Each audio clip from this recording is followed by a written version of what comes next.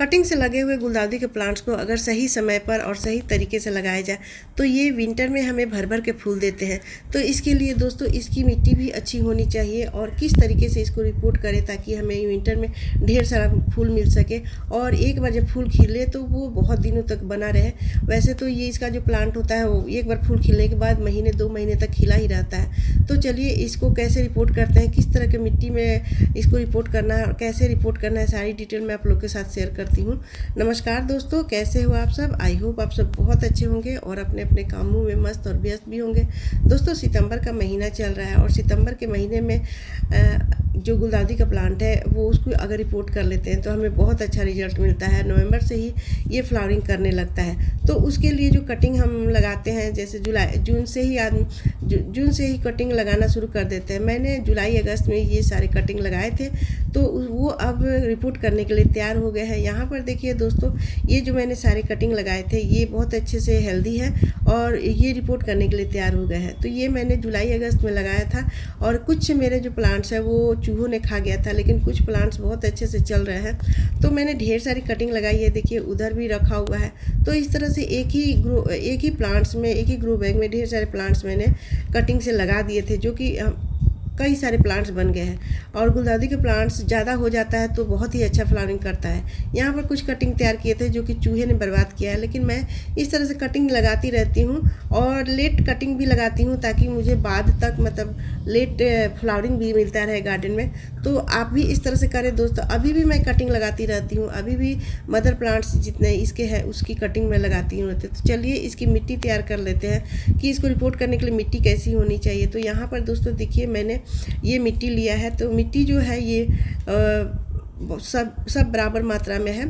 तो ये देखिए कोकोपीट है, मिट्टी है, 30% मिट्टी है और 40% देखिए यहाँ पर 40% कोकोपीट लिया है, 10% नीम खली है और 30% इसमें वर्मी कंपोस्ट या गाय की गोबर की खाद मिला सकते हैं। नीम खली कोकोपीट की मात्रा ज़्यादा है, 10% ज़्यादा मैंने लिया है। तो इस तरह से ये मिट्टी जब बनती है और तो ये बहुत अच्छी मिट्टी होती है, इसमें नमी बरकरार रहती है।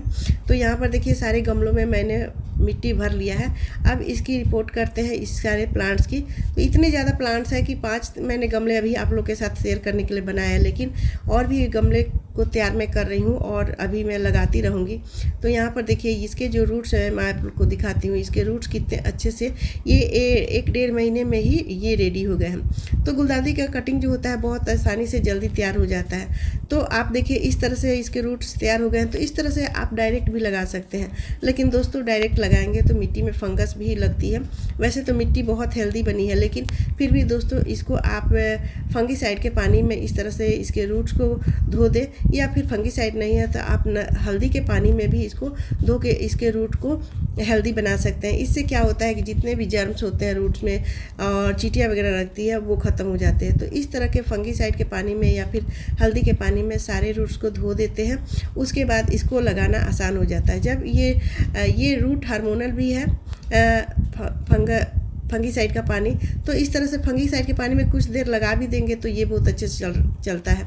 जब मैंने कटिंग लगाई थी दोस्तों उसकी वीडियो शेयर की थी कि उसकी कटिंग भी मैंने फंगीसाइड के सारे पानी में धो दिया था, पूरी तरह से डुबो दिया था।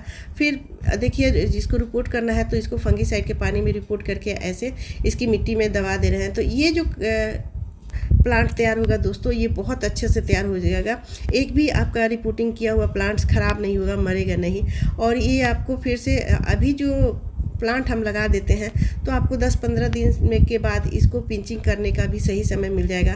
तो आप पूरा अक्टूबर पिंचिंग करके और धीरे धीरे से इसको बहुत ज़्यादा घना बना सकते हैं। तो देखिए सारे जो प्लांट्स हैं वो बहुत अच्छे से इसके रूट डेवलप हो गए हैं, बहुत ज़्यादा रूट निकला है और सारे प्लांट्स हेल्दी है। तो आप 10-15 दिन बाद इसको पिंचिंग कर सकते हैं। पिंचिंग करने से दोस्तों घना हो जाएगा प्लांट और एक ही पौधे में आपको सैकड़ों फूल देखने को मिलेंगे।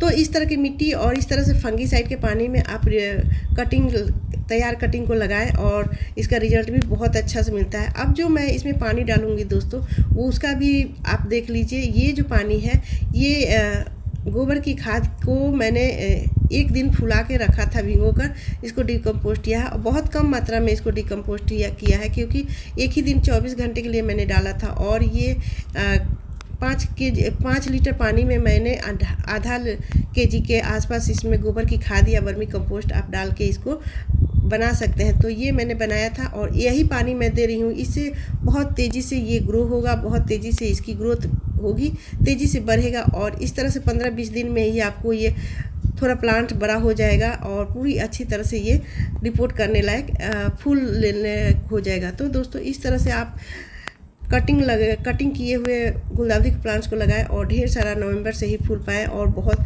सैकड़ों में फूल दे सकते हैं। इस तरह से देखिए ये पिछले साल की मेरी वीडियो कितने अच्छे से इसमें फ्लावरिंग हुई है। एक ही प्लांट्स में कितने ज़्यादा फूल खिले हुए हैं। इस तरह से दोस्तों रिपोर्ट करके एक ही गमले में सैकड़ों फूल ले सकते हैं। तो फ्रेंड्स वीडियो कैसी लगी? अगर वीडियो पसंद आए तो लाइक शेयर कीजिएगा और मेरे चैनल पर नए हैं तो सब्सक्राइब भी कर लीजिएगा बेल आइकन घंटे के साथ, और एक कमेंट जरूर कीजिएगा। तो मिलते हैं अगले वीडियो में, तब तक बाय दोस्तों, टेक केयर, हैप्पी गार्डनिंग।